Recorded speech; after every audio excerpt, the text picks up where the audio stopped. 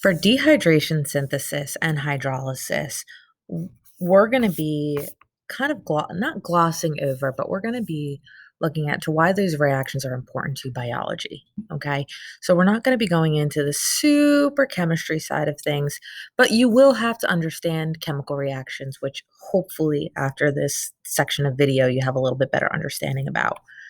So for dehydration synthesis, right? And hydrolysis. So when we look at our biological macromolecules, how do they get to be macromolecules? Because macromolecules are pretty freaking big, right?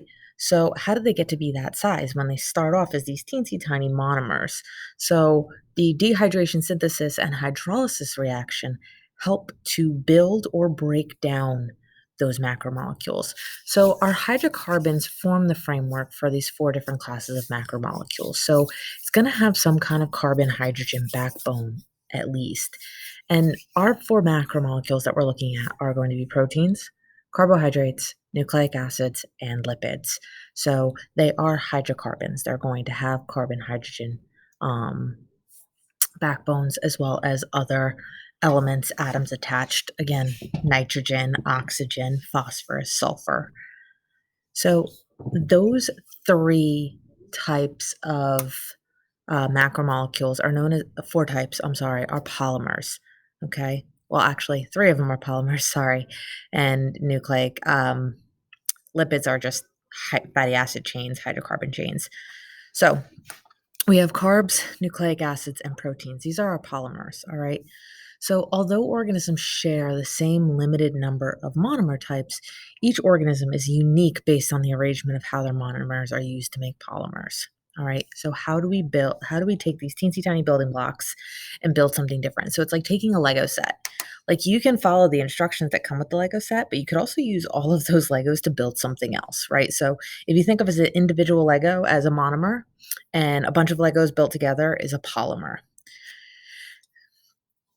All right, so our polymers, our three polymers, again, proteins, carbs, and nucleic acids.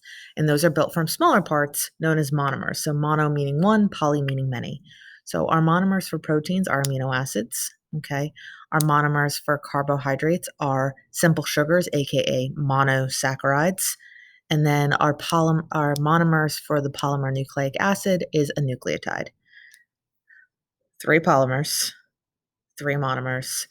And this slide right here is kind of a good example as to like what to save, what to look at for a quick reference. So in order to form polymers, we need the chemical reaction dehydration synthesis. So when two monomers combined, a water molecule is removed, okay, and a new molecule, aka a polymer, is created. So by dehydrating, removing water, we're able to create a polymer from two monomers. Okay, so if we break down the word, dehydration means to remove a water molecule, and synthesis means combining two parts to make a whole. So this is what a dehydration synthesis reaction kind of looks like at the molecular level, if you will. So here's our two different molecules.